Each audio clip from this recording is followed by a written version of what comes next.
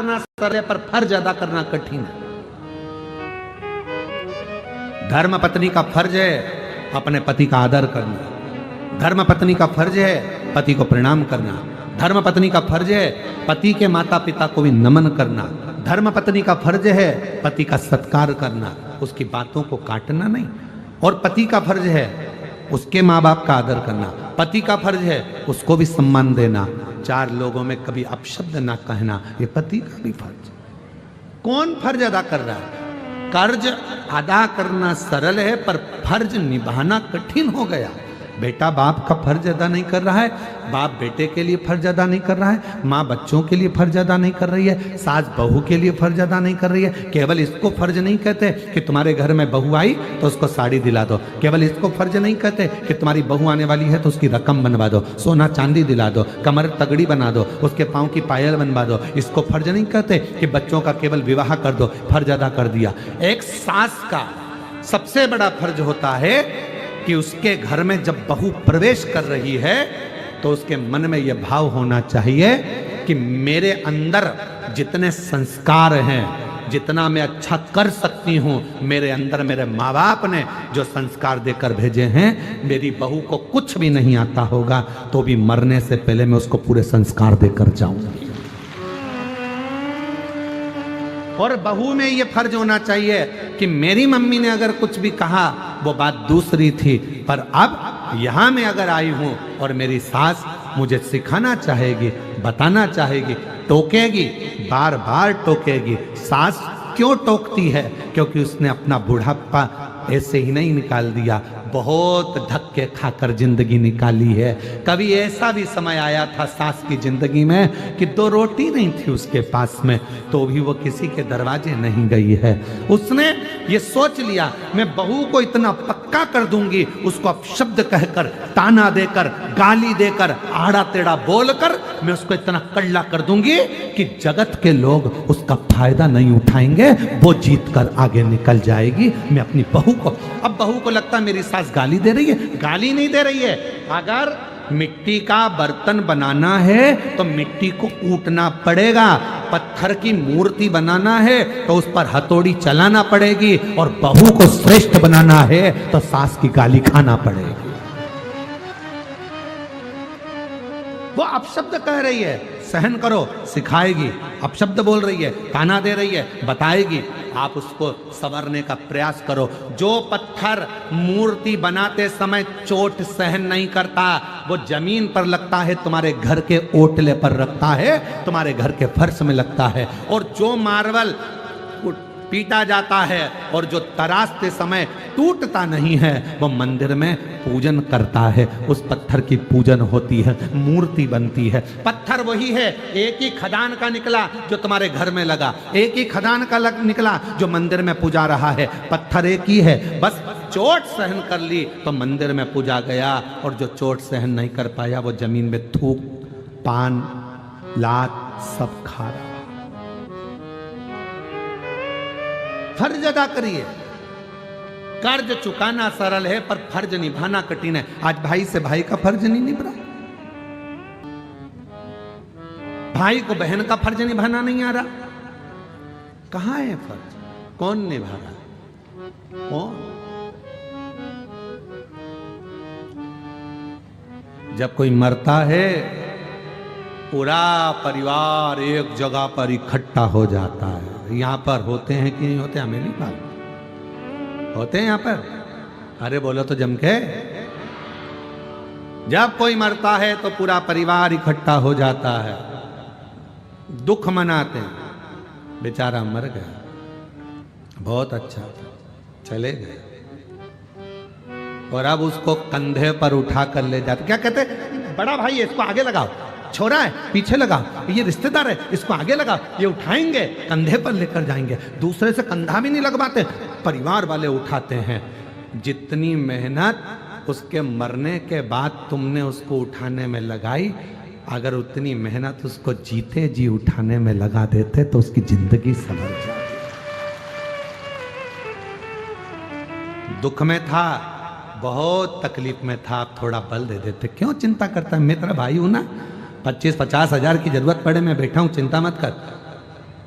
भैया भाभी कुछ कहती, उसको क्यों बताना तुझे, मैं लगा रहा हूं तेरी दुकान में पैसा, जा जिस दिन तेरे पास आ जाए दे देना। 5 लाख रुपए कोई व्यापारी खाकर चले जाएगा, तुम उसका बाल बांका नहीं कर सकते, और 5,000 रुपए सग्गा भाई खाकर चले जाएगा तो ताना दे दे के कोस कोस के मार देते हो। वो व्यापारी खा गया, पैसा डूब गया, ब्याज बट्टे में चले गया तो कुछ नहीं हुआ, और तुम्हारा सग्गा 5, 10, 50, 25,000 रुपए खा गया तो क्या दुख हो गया। समझना कि पूर्व का कोई हिसाब रह गया था जो आज चुकाया है। तो फर्ज अदा करो, फर्ज, बेटे हो माँ बाप के प्रति फर्ज अदा करो। जितने साल वो जिए उनकी अवस्था बढ़ती चली जाएगी, वो बिल्कुल बच्चे होते चले जाएंगे। पर तुम याद रखना, आज तुमने अगर अपने माँ बाप की सेवा करी है तो तुम्हारी बहू भी आएगी, वो भी तुम्हारी सेवा करेगी, और तुम्हारा बेटा भी तुम्हारी सेवा करेगा। एक कहानी मिलती है, एक पिताजी बीमार पड़ गए, और बीमार पड़े पिताजी, बहू ने कह दिया तुम्हारे पिताजी को बहुत खांसी चलती है, बच्चों को पढ़ने में तकलीफ होती है, इनको बाहर जो कमरा है माली वाला चौकीदार का कमरा है उसमें ठहरा दो।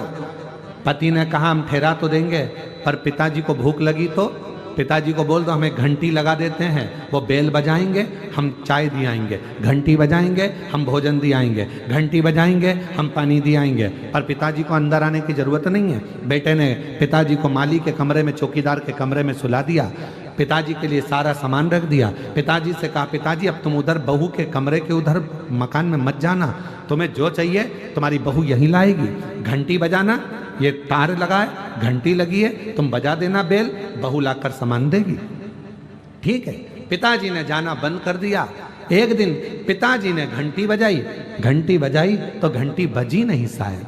पिताजी पानी के लिए तरसते रहे। बेटे ने कसम दी थी कि उधर जाना मती, पानी मंगना मती, बस घंटी बजाना। बाप घंटी बजाता रहे, फिर भी कोई पानी लेकर नहीं आया। आखिरी में बेटा शाम को आया, पूछा अपनी पत्नी से क्यों बाबूजी को पानी चाय दे दिया था, आज घंटी नहीं बजाई तुम्हारे पिताजी ने, हमको लगता है उनके पास रखा होगा इसलिए उन्होंने घंटी नहीं बजाई। बेटा दौड़ कर गया अपने बाप के कक्ष में, जाकर देखा तो पिताजी तो जमीन पर पड़े थे, बेहोशी में थे। बाप को पानी का छींटा देकर उठाया, पापा बाबूजी क्या हुआ? बेटा आज मुझे लगता है घंटी के तार को ऊंदरा ने, चूहे ने कतर दिया, घंटी बजती नहीं है। बस इतना कहा, बेटा पानी पिलाता उससे पहले बाप मर गया। पिता चले गए, पिता मरा, अंतिम संस्कार किया गया। 10वें के पहले घर की सफाई होने लगी, सब साफ करने लगे घर को। घर में 2 छोटे बच्चे थे जिनकी उम्र थी 8 साल और 12 साल। दोनों बच्चों ने, माँ सफाई कर रही थी, पिता सफाई कर रहे थे घर की, और छोटे छोटे बच्चों ने, एक ने घंटी को जेब में रख लिया, एक ने घंटी के तार को अपनी जेब में रख लिया। इतने में माँ ने चिल्लाकर पूछा, क्या कर रहे हो? ये घंटियां जेब में क्यों रख रहे हो? बच्चे कहते हैं, माँ जैसे आपने दादाजी के लिए घंटी लगाई थी वैसे आपकी बहू आपके लिए लगाएगी, उसकी तैयारी कर कर रख रहे हैं। हम उसकी तैयारी कर रहे हैं, जैसा कर्म करोगे वैसा भोगना पड़ेगा। आप सेवा करो, आपकी औलाद आपकी सेवा करेगी। धन काम नहीं आएगा, सेवा काम आएगी। कई लोग ऐसे हैं जिनके पास करोड़ों का धन है, हॉस्पिटल में जाकर, कैंसर हॉस्पिटल में एक बार जाकर देखना कि कैंसर हॉस्पिटल में पैसे ले लेकर खड़े हैं अटैची में, डॉक्टर साहब मेरी पत्नी को अच्छा कर दो, मेरे पति को अच्छा कर दो, मेरे बेटे को अच्छा कर दो, मेरे बाप को अच्छा कर दो, मेरी बहन को अच्छा कर दो। धन काम नहीं आएगा, काम क्या आएगा? जाएगा पुण्य। केवल केवल अच्छा कर्म कर चलो। ये मानव की देह फिर नहीं मिलना है, जो मिली है इसको संभालने का प्रयास करो। हम आपसे ये नहीं कहेंगे कि आप कहीं तीर्थ में जाकर बैठ जाओ, हम आपसे इतना कहेंगे अपने दिल को तीर्थ बना लो, अपने मन को तीर्थ बना लो, अपने आप को तीर्थ बना लो। जब तुम्हारा कोई दर्शन करे तो तुम्हें देखते से ही याद आ जाए कि इसको देखने पर शिव की याद आती है। लोग कहें कौन आया है तो कहने अरे वो शंकर की भक्त आई है, भजन अच्छा गाती है, स्मरण अच्छा करती है, शिव जी के मंदिर में रोज पानी चढ़ाने जाती है, शंकर जी के मंदिर में रोज झाड़ू लगाती है, शिव जी के मंदिर में भजन करती है। तुम्हारी पहचान ये नहीं होना चाहिए कि ये उनकी बहू है, होटल में डांस करती है, ये उनका बेटा है जो दिन भर पी के पड़ा रहता है। पहचान इससे नहीं होती, पहचान होती है सनातन धर्म में। ये उसकी बहू है जो मंदिर में पोछा लगा देती है, झाड़ू लगा देती है, भजन करती है। ये उनकी बहू है। जब हमारे गिदम में शिव महापुराण की कथा हो रही थी तो बेटियां जैकेट पहनकर बिल्ला टांग कर सेवा में 24 घंटे लगी हुई थी। ये वो बेटियां, ये वो बेटे हैं जो घर नहीं गए, 7 दिन तक सेवा में लगे रहे। कोई रात को सेवा कर रहा था, कोई दिन में सेवा कर रहा था। अपना एक बेच पहनकर, एक जैकेट पहनकर वो अपनी सेवा में लगे रहे, भोजन करा रहे थे, पानी पिला रहे थे। वो आदिवासी, वो वनवासी, वो क्षेत्र की मेरी बहनें, मेरी बेटियां पत्तल बनाने में लगी हुई थी, वो भोजन कराने में लगी हुई थी। उन्होंने घर नहीं देखा, उनको लगा हमारे गिदम में कथा है। कथा कराने वाला कोई भी हो, पर ये गिदम की कथा है, ये किसी एक व्यक्ति की नहीं। हमारे वनवासी आदिवासी क्षेत्र में आज हमारा भोले बाबा आया है, हमारा शिव आया है, उसकी कथा चल रही है, उसकी कथा चल रही है। उसको पहचानो। ये कथा पहचान कराने के लिए आई है। बासुर जैसे क्षेत्र में, बारसूर के अंतर्गत शिवालयों की पहचान कराने के लिए कथा आई है कि पूरा सनातन धर्म, पूरा सनातनी, पूरा विश्व इन मंदिरों को देखे, इन मंदिरों को जाने कि यह है क्या। उनको पहचाने कि यह है क्या। हम फर्ज अदा नहीं कर पा रहे, हम फर्ज नहीं निभा पा रहे। गुरु शिष्य के प्रति फर्ज अदा नहीं कर रहा है, शिष्य गुरु के प्रति फर्ज अदा नहीं कर रहा है।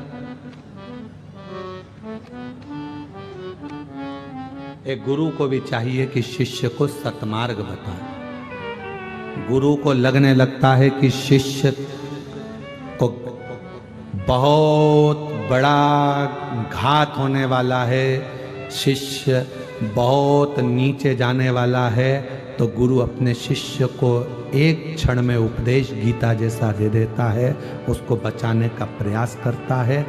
जाग जाओ अर्जुन जैसे, वरना मरना तो है ही, शांत तो होना ही, नष्ट सब कुछ होना ही। समझ जा। गुरु एक शब्द में समझाएगा कि तेरा ये क्षण बेकार हो रहा है, ये पल बेकार हो रहा है, इसको समझ ले। गुरु समझाएगा, आगे फिर मर्जी आपकी। शिष्य का फर्ज है वो गुरु के चरणारविंद का स्मरण करे। गुरु के पास धन वैभव सत्ता धन दौलत संपदा के लिए नहीं, गुरु की एक दृष्टि पड़ जाए जिससे मेरी पूरी जिंदगी सवर जाए। गुरु थोड़ा सा वैभव देवी देगा तो वो थोड़े दिन चलेगा, पर गुरु की दृष्टि पड़ जाएगी तो पूरी जिंदगी चकाचक निकल जाएगी, आनंद में निकल जाएगी, वैभव में निकल। फर्ज अदा नहीं कर। कर्ज तो कोई भी नहीं मानता। कर्ज अदा करना है, पैसा दे दो, कर्ज चुक जाएगा। कर्ज अदा करना सरल है, पर फर्ज निभाना कठिन है। फर्ज तो केवल भगवान देव अधिदेव महादेव माता पार्वती से कहते हैं। पार्वती ब्रह्मा जी कर रहे हैं कि ये बड़े वो छोटे। असली अगर कोई वक्ता होता, असली अगर कोई संत साधु गुरुजन तपस्वी या अच्छा कोई कथाकार सत्यवादी अगर कोई कथाकार होता है, वो अपनी व्यासपीठ पर बैठकर किसी महाराज की, किसी संत के, किसी साधु के, किसी गुरुजन की कभी निंदा नहीं करता है। अच्छा कथाकार है, संत है, श्रेष्ठ संत है, सत्यवादी संत है, तो किसी ईश्वर की निंदा नहीं करता। वो ये नहीं बोलता कि ये ईश्वर बड़ा है, वो ईश्वर छोटा है, राम बड़े की, कृष्ण बड़े की, शिव बड़े की, ब्रह्मा बड़े की, विष्णु बड़े। वो एक मानता है क्योंकि हम सब उसकी औलाद हैं। वो सब में समाया है, सब में एक नूर है, एक ज्योति है। आटा एक ही है, चाहे तुम पराठे बना लो, चाहे तुम पूड़ी बना लो, चाहे तुम रोटी बना लो, चाहे तुम बाटी बना लो, आटा एक ही है। चावल एक ही है, चाहे दही में मिला के खा लो, चाहे दूध में मिला के खा लो, चाहे दाल में मिला के खा लो, चाहे सांभर में मिलाकर खा लो, चाहे सब्जी में मिलाकर खा लो, चावल एक ही है। चाहे चीला बना लो, चाहे उलेटा बना लो, चाहे पराठा बना लो, चावल एक ही है। उसी चावल की तुम चाहे मिठाई बना लो, चावल वही है। चावल की वो भाव खत्म नहीं, वो चावल ही रहेगा, आटा आटा ही रहेगा, गेहूं गेहूं ही रहेगा। उसी तरह कोई तुम्हें कितना भी तोड़ ले और कह दे कि तुम ये नहीं हो, तुम हिंदू नहीं हो, तुम ये नहीं हो, याद रखना जैसे गेहूं का चाहे पूड़ी बनाओ, चाहे पराठा बनाओ, चाहे रोटी बनाओ, है तो गेहूं का ही आटा। उसी तरह अपने मन को ये बता देना कि हो तो तुम उसी की औलाद, एक ही मनु की संतान आप और हम है, उसमें कोई भेद नहीं है, कोई भेद नहीं।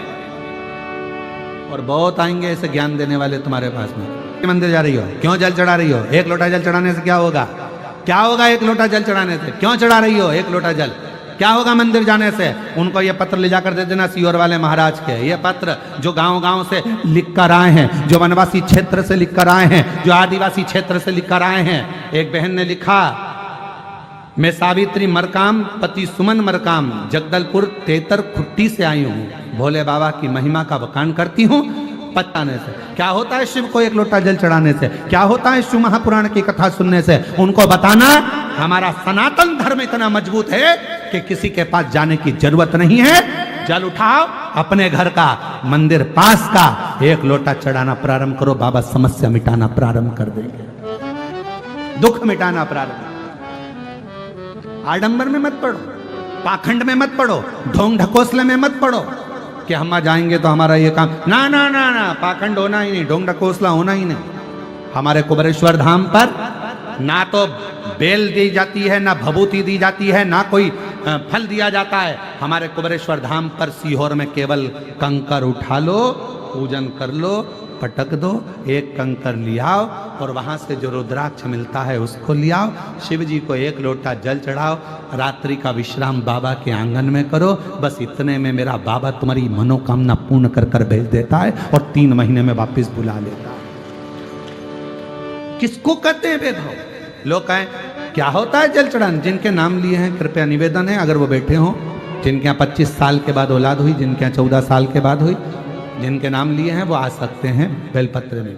क्या होता है शिव को जल चढ़ाने से? क्या नहीं होता वो पूछो। क्या नहीं होता कि मैंने जो याद किया है वो पूरा लिख कर आऊंगी, फुल कॉन्फिडेंस के साथ, अपनी मेहनत के साथ। एक बेलपत्री शिव को लगाकर फिर जाओ परीक्षा हॉल में, फिर देखो हाथ तुम्हारे होंगे, कलम तुम्हारी होगी और लिखने वाला मेरा महाकाल बाबा होगा। लिखने वाला आसपास के क्षेत्रवासी एक प्रयास कर कर मन में दृढ़ी बनकर पंडाल में बैठकर बाबा से विनय कर कर कथा का रसतत्व ग्रहण करें। ये मिट्टी पंडाल की साधारण नहीं है, इसको शरीर से लगाकर उससे विनय करें, विनती करें। क्या देगा वो उस पर निर्भर करता है, उस पर, ये उस पर निर्भर हो रहा है। शिव कृपा है, उस पर आश्रित हो जाओ। बहुत आएंगे, बहुत भ्रम फैलाएंगे। मंदिर मत जाओ, शिव के मंदिर मत जाओ, एक लोटा जल मत चढ़ाओ, शंकर पे चढ़ा हुआ जल मत पियो, लोग कहेंगे। बेलपत्र मत खाओ, लोग कहेंगे। उनको कह देना एक बार गीता प्रेस गोरखपुर की शिव पुराण लाओ, तुम इतना ज्ञान दे रहे हो, खुद पढ़ो, मालूम पड़ेगा। उसमें लिखा है श्री शिवाय नमस्तुभ्यम बोलने वाले के मात्र मुख का दर्शन कर लो, सारे पाप नष्ट हो जाते हैं और हजारों वर्ष में यज्ञ का फल प्राप्त हो जाता है। शिव पुराण में लिखा है शंकर भगवान पर चढ़ाए हुए जल का आचमन करने से कायिक, वाचिक और मानसिक तीनों